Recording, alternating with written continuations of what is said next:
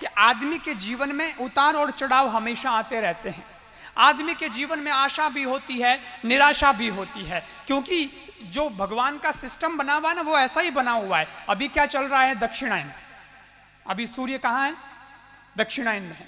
अभी दक्षिणायन चल रहा है, लेकिन 14 जनवरी या 15 जनवरी जो है, उसके बाद में सूर्य आ जाएगा उत्तरायण में। इसका मतलब सूरज को भी बेचारे को परिस्थितियां तो बदलती है वहां भी। अभी अभी सूर्य ग्रहण गया है, उसको भी ग्रहण लगता है। वो भी कभी 6 महीने दक्षिणायन में रहता है, कभी उत्तरायण में रहता है।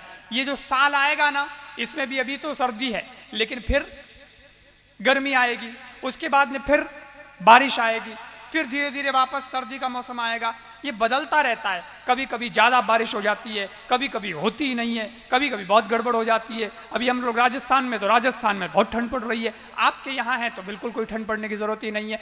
ये परिस्थितियाँ बदलती रहती है, ये मौसम बदलता रहता है। ऐसा ही है, ईश्वर कहता है कि परिस्थिति तुम्हारे हाथ में नहीं है, ये बदलती रहती है, लेकिन मनस्थिति हमारे हाथ में है। उस मनस्थिति को जिस व्यक्ति ने संभाल लिया, वो व्यक्ति जहां है वहीं आनंद बना सकता है, जहां है वहीं आनंद बना सकता है। बुरी परिस्थितियां आदमी के जीवन में आती है, अच्छी भी परिस्थितियां आदमी के जीवन में आती है, लेकिन याद रखें, आदमी बुरा नहीं होना चाहिए। परिस्थितियां भले ही बुरी आ जाए, लेकिन व्यक्ति बुरा नहीं होना चाहिए। यही तो होता है, समय बुरा होता है, लेकिन आदमी बुरा नहीं होना चाहिए।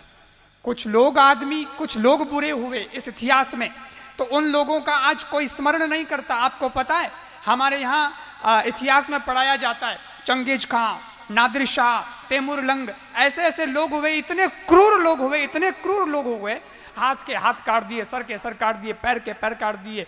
लेकिन चंगेज खां के बारे में आपको पता है, चंगेज खां ऐसा था कि वो लोगों के सामने जब जाता था तो तलवार लेकर के जाता था, जहां जाता था वहां काट कूट के आता था, कुछ न कुछ करता था, खून बहाता ही था।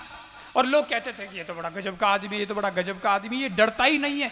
लेकिन अंदर ही अंदर वो भी डरता था, इतना डरता था कि वो सोते सोते नींद नहीं लेता था। उसके बारे में कहा जाता है कि वो बैठे बैठे नींद लेता था। वो सोते सोते क्यों नहीं लेता था? उसको पता था कि सो जाऊंगा तो यार नींद गहरी आ जाएगी, पता नहीं कोई आके मेरे को ना मार दे। खुद डरता था और वो बैठे बैठे नींद लेता था, ऐसे झपकियां ले लेके सोता था। एक दिन की बात, झपकी ले रहा था, नींद आ रही थी, तो नींद में उसको सपना आ गया बैठे बैठे, तो सपने में ही चल पड़ा। सपना क्या आया? सपना ये आया कि कोई दुश्मन आ गया है और वो मुझे मार रहा है। तो जैसे उसका ऐसा सपना आया तो वो डर के मारे ऐसे ही नींद के अंदर चला तो जो उसका टेंट था, उस टेंट का कोई खंबा था, उस पे कोई खिल्ला लगा था, और कहते हैं कि उस खिल्ले से उसका सर टकराया और वो वहीं पे खत्म हो गया। जो व्यक्ति अपने जीवन में लोगों को डर देता है, उसको डर वापस मिलता है। जो व्यक्ति औरों की जान लेता है, एक न एक दिन उसी को भी इसी प्रकार से मरना पड़ता है। लेकिन याद रखना, जो व्यक्ति अपने जीवन में हर व्यक्ति को निर्भय बनाता है, भगवान उसे भी निर्भयता प्रदान करता है। जो व्यक्ति औरों को जीवन प्रदान करता है, लोगों को जो जीवन प्रदान करता है, तो परमात्मा भी उस व्यक्ति को मौत के मुंह से भी निकाल के बाहर ले आता है। ये परमात्मा का उसूल है, ये परमात्मा का सिद्धांत है। इसलिए जीवन को जीना तो हमेशा अच्छाई की तरह सोच करके जीना, भलाई की तरह जीवन को सोच करके जीना। क्योंकि एक बात मैं कहा करता हूं, इसी दुनिया में राम भी हुए और इसी दुनिया में रावण भी हुआ। दोनों की राशि तुला राशि है। राम र से शुरू होता है, रावण भी र से शुरू होता है। लेकिन रावण और राम में फर्क यह है कि रावण ने क्या किया? रावण बुराई की राह पर चला, रावण ने मारने काटने का काम किया, और भगवान राम वो भलाई की राह पर चले, वो अच्छाई की राह पर चले। तो आपको पता होना चाहिए, हर साल दशहरे के दिन रावण का पुतला फूंका जाता है। जोधपुर में रावण चबूतरो बनो मोटो पुतलो बनावे। हर साल रावण का दशहरे के दिन पुतला फूंका जाता है, उसको जलाया जाता है।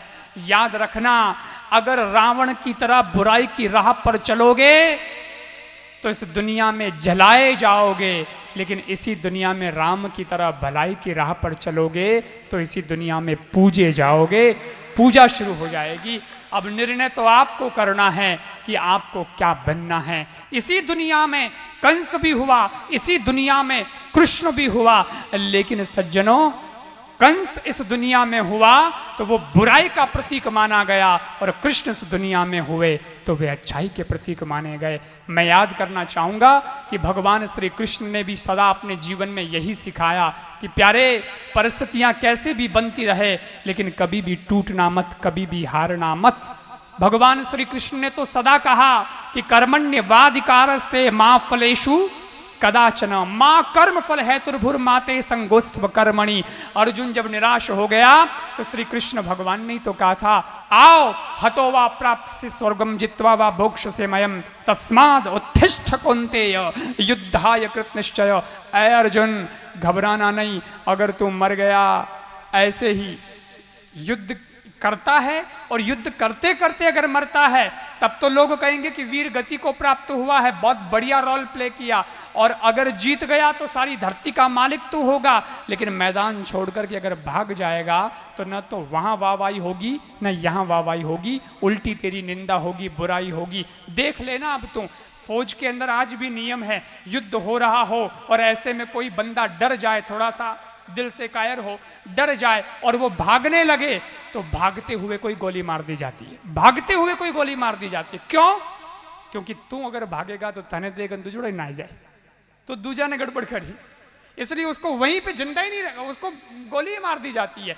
अगर तू भाग जाएगा अर्जुन तो तेरी निंदा होगी, तेरी बुराई होगी, लेकिन युद्ध करते करते डटकर अगर मर भी गया तो तेरी वाहवाही होगी। यही श्री कृष्ण भगवान ने संदेश जब अर्जुन को दिया तो पिछवाड़े में गया हुआ अर्जुन रथ के आगे आता है, गांडीव हाथ में लेता है और सज्जनों ऐसी टंकार छोड़ता है कि उसके बाद में सारा परिदृश्य बदल जाता है, इतिहास बदल जाता है।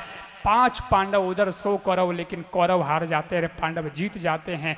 मैं भी आपसे यही निवेदन करना चाहता हूं कि अपने साथ में जब भी ऐसी परिस्थितियां बने और मन करता है कि भाग जाऊं या कई बार मन करता है कि मर जाऊं, तो ऐसे में कृष्ण भगवान को याद कर लेना।